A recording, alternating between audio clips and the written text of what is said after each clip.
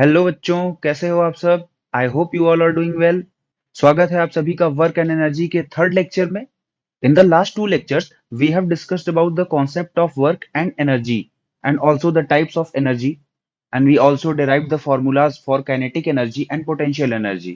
And in this lecture we are going to discuss about the rate of doing a work or the rate at which the energy is consumed. इस chapter के पहले और दूसरे video में हमने work और energy के बारे में पढ़ा, उनके टाइप्स के बारे में पढ़ा और कैसे हम काइनेटिक एनर्जी और पोटेंशियल एनर्जी का फॉर्मूला डिराइव करते हैं उसके बारे में हमने पढ़ा। और इस लेक्चर में हम पढ़ने वाले हैं कि किस तरीके से वर्क और एनर्जी, और इस लेक्चर में हम पढ़ने वाले हैं कि किस तरीके से वर्क और एनर्जी टाइम के साथ जुड़े होते हैं, उनका टाइम से क्या रिलेशनशिप होता है। फॉर एग्जाम्पल, मान लीजिए आपके पास दो मशीन्स हैं ए एंड बी, और ये दोनों ही डब्ल्यू अमाउंट ऑफ वर्क कर रही हैं। डब्ल्यू जूल का वर्क ये भी कर रहा है, डब्ल्यू जूल का वर्क बी भी कर रहा है। अब ऐसे केस में अगर आपको बताना हो कि कौन सी मशीन बेहतर है, तो आपको कोई और पैरामीटर इंट्रोड्यूस तो करना ही पड़ेगा, क्योंकि ये दोनों का वर्क तो इक्वल है। तो हम क्या करते हैं, हम दूसरा पैरामीटर इंटर करते हैं टाइम, कि कौन सी मशीन कितने टाइम में डब्ल्यू अमाउंट ऑफ वर्क कर रही है। मान लो इसने टी टाइम लिया, इसने टी डैश टाइम लिया, तो ये जो क्वांटिटी निकल के आती है वर्क अपॉन टाइम, इसको हम बोलते हैं पावर। किसी मशीन की पावर कितनी है वो डिसाइड करता है कि वो मशीन गिवन टाइम में कितना वर्क डन कर रही है। और इसी तरीके से हम डिफरेंट मशीन्स को कंपेयर करते हैं। और लास्ट लेक्चर में हमने एनर्जी की भी बात की थी, और एनर्जी में मैंने आपको बताया था कि काइनेटिक एनर्जी होती है जो किसी ऑब्जेक्ट के मूवमेंट से एसोसिएटेड होती है, पोटेंशियल एनर्जी होती है जो किसी ऑब्जेक्ट या बॉडी के पोजीशन से रिलेटेड होती है, और ऑब्जेक्ट के पास जो टोटल एनर्जी होती है वो क्या होती है, मैकेनिकल एनर्जी। और मैकेनिकल एनर्जी काइनेटिक एनर्जी और पोटेंशियल एनर्जी के टोटल सम के बराबर होती है। ये चीजें आपको बताई गई थी, लेकिन यहाँ पे कुछ डाउट्स रह जाते हैं। अगर हम बात करें, मान लो एक ब्लॉक है mkg का, ये ग्राउंड पे रखा हुआ है, फिर इसको सडनली आप फोर्स लगा के h हाइट पे लेके चले गए, और यहाँ पे आप इसको रोक के रखे हुए हैं, तो इस पॉइंट पे इसकी वेलोसिटी क्या हो गई, जीरो। और इस पॉइंट पे इसकी काइनेटिक एनर्जी क्या हो गई, जीरो। लेकिन इस पॉइंट पे इसकी पोटेंशियल एनर्जी क्या हो गई, mg/h। अब आपको एक चीज पता है कि जैसे ही आप इसको छोड़ोगे यहां से, ये ऑब्जेक्ट किधर जाएगा, नीचे जाएगा। क्यों? क्योंकि इसके ऊपर force due to gravity downward लग रहा है।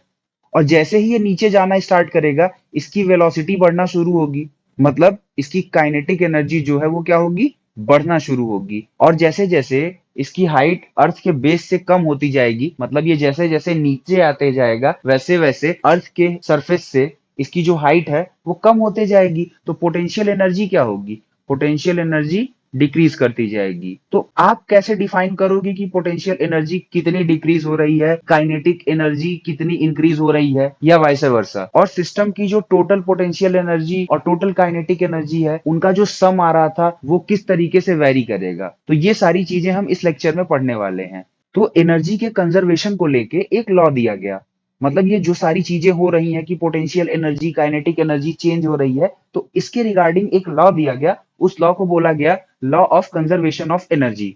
उसमें यह बताया गया कि मान लो आपके पास एक सिस्टम है, ये मैं एक सिस्टम बना रहा हूं, ओके। इसमें कोई ऑब्जेक्ट है और किसी पॉइंट पे इसकी काइनेटिक एनर्जी k है और पोटेंशियल एनर्जी p है। तो आपको पता होना चाहिए कि इसकी टोटल एनर्जी जो होगी वो हमेशा kinetic energy plus potential energy के सम के बराबर होगी, और ये कांस्टेंट होगा, मतलब ये फिक्स है कि इन दोनों का सम क्या होगा। दैट मीन्स अगर सिस्टम की टोटल मैकेनिकल एनर्जी 1000 जूल है, तो यही 1000 जूल काइनेटिक एनर्जी और पोटेंशियल एनर्जी में डिस्ट्रीब्यूट होगा। जब काइनेटिक एनर्जी जीरो होगी तो पूरी पोटेंशियल एनर्जी 1000 जूल होगी। जब काइनेटिक एनर्जी 1000 जूल होगी तब पोटेंशियल एनर्जी जीरो होगी। और बीच में किसी इंस्टेंस पे, जैसे यही एग्जांपल ले लो, यहां सिर्फ पोटेंशियल एनर्जी है, काइनेटिक एनर्जी जीरो है, तो अगर सिस्टम की टोटल एनर्जी 1000 जूल होती तो यहाँ पे पोटेंशियल एनर्जी 1000 जूल होती। और इस पॉइंट पे जब आप नीचे आओगे तो इस टाइम पे आपकी वेलोसिटी सबसे ज्यादा रहेगी जब आप ग्राउंड से टकराओगे, मतलब ये ऑब्जेक्ट ग्राउंड से टकराएगा, और उस टाइम पे काइनेटिक एनर्जी क्या होगी, मैक्सिमम होगी, और पोटेंशियल एनर्जी जीरो हो जाएगी, क्योंकि अर्थ की सरफेस से जो हाइट है वो फिर क्या हो गई, जीरो। तो पोटेंशियल एनर्जी जीरो, तो काइनेटिक एनर्जी कितनी हो जाएगी, 1000 जूल। मतलब सिस्टम की जो नेट एनर्जी है वो कंजर्व्ड रहेगी। और ये जो एनर्जी है यही ट्रांसफॉर्म हो रही है जैसे जैसे आप ऑब्जेक्ट की पोजीशन चेंज कर रहे हो, यही पोटेंशियल एनर्जी डिक्रीज कर रही है, और यही जो पोटेंशियल एनर्जी में डिक्रीज हो रहा है यही काइनेटिक एनर्जी का फॉर्म ले रहा है और काइनेटिक एनर्जी इंक्रीज कर रही है। तो इसके रिगार्डिंग जो लॉ दिया गया उसमें आपको यह बताया गया कि जो एनर्जी है उसको ना तो क्रिएट किया जा सकता है और ना तो डिस्ट्रॉय किया जा सकता है, बस इसको एक फॉर्म से दूसरे फॉर्म में कन्वर्ट किया जा सकता है, ट्रांसफॉर्म किया जा सकता है। यही आपका law of conservation of energy है। ये इसका स्टेटमेंट यहाँ पे दिया हुआ है, according to this law energy can neither be created not destroyed, it can only be converted from one form to another form. अब यहां से आप क्या क्या कंक्लूजन ड्रॉ कर सकते हो? यहां से आप पहला कंक्लूजन ये ड्रॉ कर सकते हो कि जो एनर्जी है वो क्या है, इंटर कन्वर्टेबल है। कहां से कहां? From one form of energy to another form of energy. और जो दूसरा कंक्लूजन आप निकाल सकते हो वो क्या निकाल सकते हो कि total energy of the system remains unchanged या फिर कांस्टेंट, मतलब सिस्टम की जो टोटल एनर्जी होती है वो कंजर्व रहती है, कांस्टेंट रहती है, अनचेंज्ड रहती है। ये रहा आपका दोनों कंक्लूजन, इसको आप याद रखेंगे, ये रिजल्ट आपको आगे बहुत काम देने वाले हैं। अभी ये बहुत छोटे स्टेटमेंट लग रहे हैं पर आपको इनका प्रैक्टिकल यूज बहुत ज्यादा मिलेगा। और ये जो सेकंड स्टेटमेंट है इसको थोड़ा सा हम और डिटेल में समझ लेते हैं। मान लो कि सिस्टम की टोटल मैकेनिकल एनर्जी क्या है? टोटल मैकेनिकल एनर्जी 1000 जूल है, एग्जाम्पल ले लेते हैं, 1000 जूल है। और आपको पता है कि मैकेनिकल एनर्जी का फॉर्मूला क्या होता है? Potential energy plus kinetic energy, या फिर हम इसको लिख सकते हैं mgh प्लस हाफ mv²। और टोटल मैकेनिकल एनर्जी कितनी दी हुई है? 1000 जूल। तो अब यहां से कंक्लूजन ड्रॉ करना है आपको, आपको इन चीजों को समझना है। तो आप ऐसे समझो कि जैसे जैसे ये डिक्रीज करेगा, मतलब पोटेंशियल एनर्जी अगर डिक्रीज करेगी तो काइनेटिक एनर्जी में क्या होगा? काइनेटिक एनर्जी में चेंज होगा, और ये अमाउंट दोनों का बराबर होगा। जितना पोटेंशियल एनर्जी में कमी होगी उतनी ही काइनेटिक एनर्जी में इंक्रीमेंट होगी। सेम चीज, अगर पोटेंशियल एनर्जी बढ़ेगी तो काइनेटिक एनर्जी क्या होगी ऑब्जेक्ट की? डिक्रीज करेगी। ये दोनों रिलेशन आपको पता होने चाहिए, और इनका जो अमाउंट होगा वो इक्वल होगा, क्योंकि सिस्टम की जो टोटल मैकेनिकल एनर्जी है वो कांस्टेंट ही रहेगी। हो सकता है कि पोटेंशियल एनर्जी जीरो हो जाए, एक केस ये भी हो सकता है ना, पोटेंशियल एनर्जी जीरो और काइनेटिक एनर्जी 1000 जूल। दूसरा केस ये भी हो सकता है कि पोटेंशियल एनर्जी क्या हो गई? 1000 जूल, और काइनेटिक एनर्जी क्या हो गई? जीरो। तीसरा केस ये भी हो सकता है कि पोटेंशियल एनर्जी और काइनेटिक एनर्जी इक्वल हो जाए, 500 जूल, और काइनेटिक एनर्जी भी क्या हो जाए? 500 जूल। और बहुत सारे केसेस हैं, मान लो ये 100 हो गया तो ये कितना हो जाएगा? 900। इसकी वैल्यू आ गई 300 तो काइनेटिक एनर्जी की वैल्यू क्या आ जाएगी? 700 जूल। अगर पोटेंशियल एनर्जी की वैल्यू यहां से आप ड्रॉ कर लो लगभग 850 जूल, तो काइनेटिक एनर्जी की वैल्यू क्या आ जाएगी तब? 150 जूल। मतलब देखो आप हर केस में इनका जो सम है वो 1000 जूल ही है। तो ये जो दोनों कंक्लूजन है इसको आप याद रखेंगे। अब हम चलते हैं पावर की तरफ। पावर को हम बोलते हैं रेट ऑफ डूइंग वर्क। अगर कोई बॉडी या फिर कोई मशीन W जूल का वर्क कर रही है T टाइम में, तो हम उसकी पावर को डिफाइन करते हैं work done per unit time, that is P is equal to W/T। Work को हम W से डिनोट करते हैं, टाइम को हम T से डिनोट करते हैं, और पावर को हम कैपिटल P से डिनोट करते हैं। तो यहां से आपको क्या निकल के आया? P is equal to W/T। अच्छा, वर्क की यूनिट क्या होती है? जूल। और टाइम की यूनिट? सेकेंड। तो जूल पर सेकेंड को इन्होंने एक नई यूनिट का नाम दिया और उसका नाम रखा वॉट। ये जेम्स वॉट के ऑनर में रखा गया। और जेम्स वॉट ने किस चीज का इन्वेंशन किया था वो आप कमेंट बॉक्स में कमेंट करके बताइए। तो पावर की यूनिट क्या होती है? वॉट या फिर जूल पर सेकेंड। ये रहा उसका फॉर्मूला जो मैंने अभी आपको बताया। Power is equal to work done per unit time, that is total work done divided by total time taken in doing that work. मतलब अगर W अमाउंट का वर्क किया है मशीन ने और W अमाउंट का वर्क करने में उसने T टाइम लिया है, तो W/T जो आएगा ये क्या निकल के आएगा? ये उस मशीन का पावर निकल के आएगा। इसको हम बोलते हैं जूल पर सेकेंड या फिर वाट। अच्छा, एक वॉट की डिफिनीशन बता दो लगे हाथ। एक वॉट कब आएगा? एक वॉट ले आने के लिए आपको वर्क को क्या करना पड़ेगा? 1 जूल, और टाइम क्या करना पड़ेगा? 1 second. So if any machine is doing 1 joule of work in a second, then its power is said to be 1 watt. अगर कोई मशीन 1 जूल का वर्क 1 सेकेंड में करती है तो हम कहेंगे कि उस मशीन की जो पावर है, जो उसकी शक्ति है, वह कितनी है? 1 वाट है। अब वाट जो है ये पावर को मेजर करने की एक छोटी यूनिट है। तो जो पावर यूज होती है उसको जब हम मेजर करते हैं तो हम मेजर करते हैं 1 किलोवाट, इसकी वैल्यू क्या हो गई 1000 वाट या फिर 1000 जूल पर सेकेंड। इसके बाद आता है आपका मेगावाट, इसको हम लिखते हैं 10⁶ वाट। इसके बाद गीगावाट आता है, और भी बहुत सारे यूनिट्स है पर अभी आपको उनका काम नहीं है। लास्ट लेक्चर में मैंने आपको बताया था कि इलेक्ट्रिसिटी जो होती है वो भी एक फॉर्म ऑफ एनर्जी होती है। Electrical energy is also a form of energy. और जो एनर्जी की सप्लाई होती है वो बहुत हाई होती है, तो वहां पे उसको हम जूल में मेजर नहीं कर सकते। ऐसा नहीं है मेजर नहीं कर सकते, बट फिर वो 10⁵ 10⁶ में जाएगा तो उसका कोई मतलब नहीं निकलता। तो अगर कोई इलेक्ट्रिक अप्लायंसेस है आपके घर में, जैसे फ्रिज, टीवी, लैपटॉप या फिर और भी कोई डिवाइस जो भी बिजली से चलता है, तो उनके एनर्जी कंजम्पशन को कैलकुलेट करने के लिए हम एक कमर्शियल यूनिट का यूज करते हैं जिसका नाम है किलोवाट आवर। अब किलोवाट आवर का मतलब क्या है, ये नाम से ही क्लियर है। 1 किलोवाट आवर मतलब 1 किलोवाट पावर कंज्यूम हो रही है 1 घंटे में। तो आपको पता है 1 किलोवाट क्या होता है? 1 किलोवाट होता है 1000 वाट। और 1 वाट की वैल्यू आपको पता है क्या होती है? जूल पर सेकेंड। तो यहां आ गया जूल और यहां आ गया सेकेंड। अब अगर इसको हम टाइम की यूनिट से मल्टीप्लाई कर दें, that is 1 kilowatt into hour. ये क्या बन जाएगा? 1000 जूल पर सेकेंड इंटू 3600 सेकेंड, क्योंकि एक आवर में 60 मिनट होते हैं और हर मिनट में 60 सेकेंड होते हैं। तो जब आप मल्टीप्लाई करोगे 60 × 60 तो वो निकल के आएगा 3600। तो सेकेंड से सेकेंड कैंसिल, यानी कि 1 किलोवाट आवर किसकी यूनिट निकल के आई? ये यूनिट निकल के आई है वर्क डन या फिर एनर्जी की, क्योंकि जूल बचा है और जूल वर्क डन या फिर एनर्जी की यूनिट होती है। तो यहां से आपको जो वैल्यू निकल के आती है वो निकल के आती है 3.6 × 10⁶ जूल। यानी कि अगर आपके घर में ऐसी कोई मशीन है जिसपे लिखा हुआ है 1 किलोवाट, तो उसका मतलब है कि अगर उस मशीन को आप 1 घंटे चलाओगे तो वो 3.6 × 10⁶ जूल ऑफ एनर्जी कंज्यूम करेगी। और इसी को कमर्शियल लैंग्वेज में हम 1 यूनिट ऑफ इलेक्ट्रिकल एनर्जी बोलते हैं।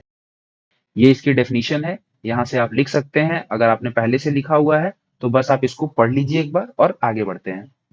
यहाँ पे लिखा हुआ है 1 kilowatt hour is also known as 1 unit of energy in domestic energy uses. आपके घर में जो मीटर लगा हुआ होता है उसमें जो आप बिल देखते हो इलेक्ट्रिसिटी का, तो वो किस बेस पे निकलता है? वो number of units consumed by all the appliances in the house in a month. तो अगर आपने एक मंथ में 200 यूनिट ऑफ इलेक्ट्रिसिटी का कंजम्पशन किया है, तो उसी के हिसाब से वो 200 इंटू जो भी आपका रेट ऑफ इलेक्ट्रिसिटी रहता है उस सर्किल का, उससे मल्टीप्लाई करके आपको बिल देते हैं। तो अब आपको समझ में आ गया होगा कि एक यूनिट का मतलब क्या होता है। एक यूनिट का मतलब होता है 3.6 × 10⁶ जूल। यानी कि अगर कोई डिवाइस 1 घंटे चल रहा है और वो 1 किलोवाट पावर का कंजम्पशन कर रहा है, तो जो एनर्जी कंज्यूम होगी उसमें वो 3.6 × 10⁶ जूल होगी। अच्छा, इंजन की जो पावर होती है वो हॉर्स पावर में कैलकुलेट की जाती है। हॉर्स पावर में, तो अभी के लिए आप इतना याद कर लो, 1 horse power is equal to 746 वाट।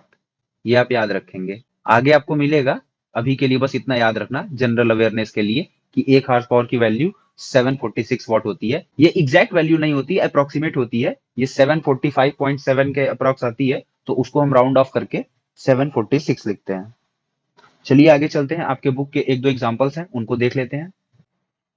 यहाँ पे ये गिवन है कि दो लड़कियां हैं और दोनों का जो वेट है वो 400 न्यूटन है। यानी कि W1 is equal to W2 is equal to 400 newton. और ये वर्क डन नहीं है, इसी के लिए आगे मैं नोटेट करने के लिए आपको लिख दे रहा हूं कि ये वेट है। ओके, अब ये क्या कर रहे हैं, ये एक रस्सी से ऊपर चढ़ रहे हैं through a height of 8 metre. यानी कि आपको H दे दिया गया है। H की वैल्यू क्या दे दी गई है? 8 metre. We name one of the girls A and the other B. हमने दोनों लड़कियों का नाम ए और बी रख दिया। यानी कि पहली लड़की का नाम ए रख दो, दूसरी लड़की का नाम बी रख दो। Girl A takes 20 seconds while B takes 50 seconds to accomplish this task. What is the power expended by each girl? कह रहा है कि जो गर्ल ए है वो 8 मीटर की हाइट तक चढ़ने के लिए 20 सेकंड का समय लेती है, और जो गर्ल बी है वो 50 सेकंड का समय लेती है। तो आप बताओ कि दोनों की पावर क्या है। तो पावर निकालने के लिए आपको सबसे पहले क्या चाहिए? पावर निकालने के लिए सबसे पहले आपको वर्क डन चाहिए।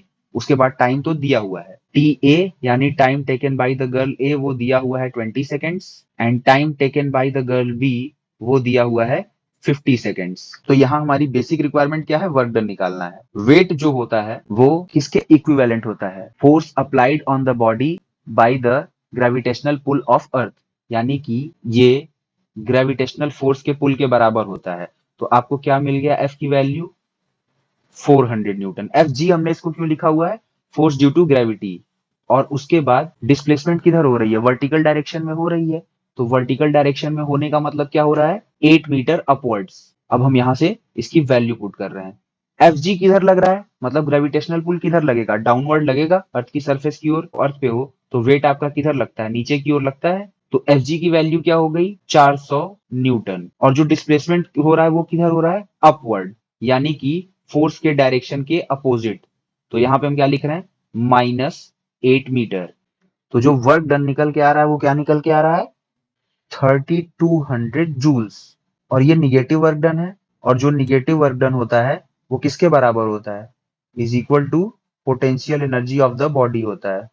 तो पोटेंशियल एनर्जी की वैल्यू क्या आ गई, पोटेंशियल एनर्जी की वैल्यू हमको यहां से मिल गई है 3200 जूल्स। अब यहाँ पे हमको डायरेक्शन से मतलब नहीं है, हमें पावर निकालनी है, तो हमें बेसिकली वर्क डन के मैग्नीट्यूड से मतलब होता है। तो ये जो पोटेंशियल एनर्जी है ये वर्क डन का मैग्नीट्यूड ही है। तो आपको पावर निकालने के लिए लिखना पड़ेगा P A is equal to W A upon T A, यानी कि work done by girl A. और वर्क डन कितना है, वही 3200 जूल, और टाइम टेकन कितना है 20 सेकेंड्स। इसको आप डिवाइड कर दीजिए, 160 आ जाएगा, 160 वॉट या फिर 160 जूल पर सेकेंड। ये गर्ल ए की पावर है। सिमिलरली अगर आप गर्ल बी की पावर निकालने जाएंगे तो वहां आप क्या लिखेंगे, आप लिखेंगे W B upon T B. अब यहाँ किसी को अगर ये कंफ्यूजन हो रही हो कि सर ये वैल्यू निगेटिव में आई थी, तो देखो ये वर्क डन की वैल्यू है, वर्क डन की वैल्यू। अब अगर आप इसका माइनस इधर ले आओगे तो ये बन जाएगा निगेटिव का वर्क डन, और जो निगेटिव का वर्क डन होता है वही पोटेंशियल एनर्जी के बराबर होता है। निगेटिव वर्क डन मतलब work stored inside a body. आपको मैं पोटेंशियल एनर्जी का कॉन्सेप्ट पढ़ा चुका हूँ।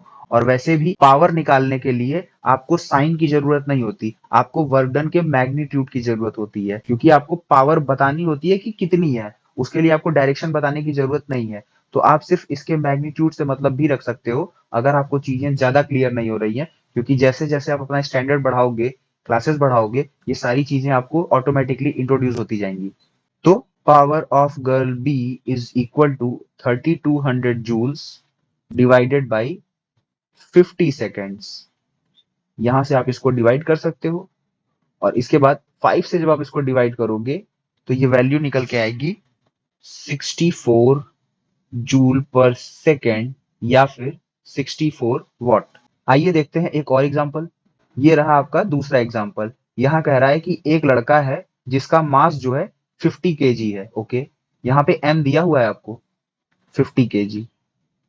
ध्यान रखना, पिछले में न्यूटन दिया हुआ था इसलिए हमने उसको डायरेक्ट फोर्स की वैल्यू में रख दिया, यहाँ पे मास दिया हुआ है। और यहाँ पे गिवन है कि ये जो लड़का है ये सीढ़ियों पे रन कर रहा है 45 steps in 9 seconds. If the height of each step is 15 centimetre, find his power and we have to take the value of gravity 10 metre पर सेकेंड। तो जी की वैल्यू आपको क्या यहाँ से दे दिया है, 10 मीटर पर सेकेंड स्क्वायर, यानी कि यहाँ से आप क्या निकाल सकते हो, F force, F is equal to M G. इसकी वैल्यू क्या आ गई, 500 न्यूटन। फोर्स तो आपको मिल गया। और यहाँ पे आपसे कुछ और बोला है, कह रहा है कि 45 स्टेप्स ये 9 सेकेंड्स में क्लाइम कर रहा है, और हर स्टेप की जो हाइट है वो 15 सेंटीमीटर है। तो टोटल हाइट ये कितना गया ऊपर, 45 stairs into height of each stair 15 centimetre. तो जब आप इसका मल्टीप्लाई करोगे तो यहां से आपको जो वैल्यू निकल के आएगी वो आएगी 675 सेंटीमीटर। लेकिन मैंने आपको बताया है कि कैलकुलेशन तभी होती है जब सारी क्वांटिटीज सेम यूनिट में हो। ये सेंटीमीटर तो सीजीएस का है, तो पहले आप इसको मीटर में कन्वर्ट करो। तो मीटर में कन्वर्ट करने के लिए आप क्या करोगे, 1 metre is equal to 100 centimetre. तो आप इसको 100 से डिवाइड कर दो तो ये वैल्यू आ जाएगी 6.75 मीटर। अब यहां से आप वर्क डन निकाल सकते हो, work done is equal to F into H, यानी कि mgh। और इसकी वैल्यू आप यहां से निकालोगे तो क्या आएगा, 500 न्यूटन इंटू 6.75। अब देखो यहां भी जो फोर्स है वो डाउनवर्ड लग रहा है, और जो डिस्प्लेसमेंट हो रहा है या फिर जो लड़के की मूवमेंट हो रही है वो अपवर्ड डायरेक्शन में हो रहा है। तो यहां भी जो वर्क डन आएगा वो निगेटिव ही आएगा। लेकिन हमें साइन से अभी कोई मतलब नहीं है, क्योंकि हम पावर निकाल रहे हैं, तो हम बस न्यूमेरिकल वैल्यू पे फोकस कर रहे हैं। तो जब इन दोनों का मल्टीप्लीकेशन होगा तो इनकी वैल्यू निकल के आएगी 3375 जूल। और ये वैल्यू किसकी है? ये निगेटिव ऑफ वर्क डन की वैल्यू है। मैं बार बार बोल रहा हूं, negative of work done is equal to potential energy, और इसकी वैल्यू क्या आ गई? 3375 जूल। लेकिन हमें साइन कैलकुलेट नहीं करना है, क्योंकि हम पावर कैलकुलेट करने जा रहे हैं, और उसके लिए हमें सिर्फ वर्क डन के मैग्नीट्यूड की जरूरत होती है। तो P is equal to W by T. तो W का मैग्नीट्यूड कितना है? 3375। और ये 45 सीढ़ियां जो उसने चढ़ी हैं, उसको चढ़ने में उसको कितना समय लगा है? 9 सेकेंड्स। तो जब आप इसकी वैल्यू कैलकुलेट करोगे तो आपको यहां से क्या मिलेगा? 375 वॉट। तो ये रहा आपका पावर का वैल्यू जो आपको कैलकुलेट करना था।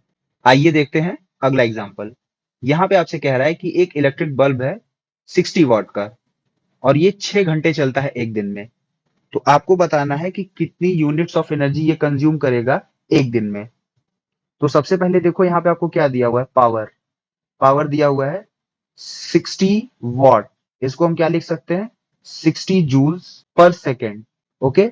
और जो आपको टाइम दिया है कि कितने टाइम तक ये बल्ब जलता है, वो दिया हुआ है 6 hours is equal to 6 into 3600 seconds. 3600 seconds क्यों? क्योंकि एक घंटे में 3600 सेकेंड्स होते हैं। और जब आप इसकी वैल्यू निकालोगे तो आपको इसकी वैल्यू निकल के आएगी 21,600 सेकेंड्स। तो आपको अब क्या निकालना है? आपको निकालना है एनर्जी कंज्यूम्ड। तो सबसे पहले हम एनर्जी कंज्यूम्ड निकालेंगे, उसके बाद उसको एक यूनिट की वैल्यू से डिवाइड कर देंगे, तो जो वैल्यू आएगी वो सारी यूनिट में आ जाएगी। तो टोटल एनर्जी कंज्यूम्ड क्या हो जाएगी? ई या फिर डब्ल्यू, जितना वर्क डन होगा वही तो एनर्जी के बराबर होगा, पी इंटू टी। तो पी की वैल्यू क्या है? 60, और टी की वैल्यू क्या है? 21600। तो ये वैल्यू यहां से आपको निकल के क्या दे देगी? 216 इंटू 10⁻³ ये आ गई एनर्जी कंज्यूम्ड की वैल्यू।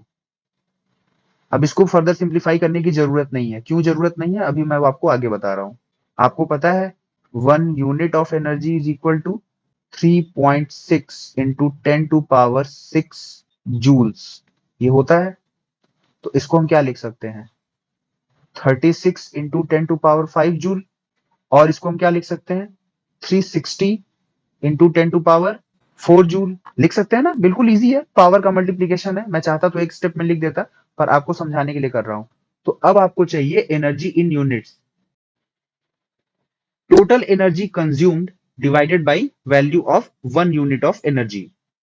ये किसकी वैल्यू हो जाएगी? आपकी जो भी हमने अभी तक एनर्जी कंज्यूम की है उसकी वैल्यू यूनिट में आ जाएगी। तो हमारी टोटल एनर्जी कंज्यूम्ड कितनी है? 216 into 6 into 10⁻³ and divided by value of 1 unit energy, that is 360 into 10⁴। और यहां क्या आ जाएगा? यूनिट्स। अब इसको आप यहां से सिंप्लीफाई करो, 6 से डिवाइड करोगे, ये कितना हो जाएगा? 60। फर्दर आप इसको 6 से अगर डिवाइड करोगे तो यहाँ क्या आ जाएगा? 10। यहाँ आ जाएगा 36। तो आपको यहां से जो वैल्यू मिलेगी वो क्या मिलेगी? 36 इंटू 10⁻³ डिवाइडेड बाई 10⁵।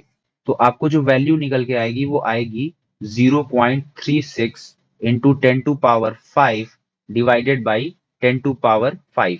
ये कैंसिल आउट हो जाएगा, और जो वैल्यू आएगी वो क्या आएगी? 0.36 यूनिट्स। यानी कि अगर एक बल्ब जो 60 वाट का है वो 6 घंटे एक दिन में जलता है, तो वो एक दिन में 0.36 यूनिट कंज्यूम करेगा। तो आज के लेक्चर में बस इतना ही। अगले लेक्चर में मिलते हैं एनसीईआरटी की एक्सरसाइज के साथ। अगर आपको लेक्चर पसंद आया है तो वीडियो को लाइक करिए, कमेंट करके आंसर बताइएगा जो मैंने आपसे क्वेश्चन पूछा है, और चैनल को सब्सक्राइब करना बिल्कुल मत भूलिएगा। मिलते हैं अगले लेक्चर में, तब तक पढ़ते रहिए, मस्त रहिए, खुश रहिए।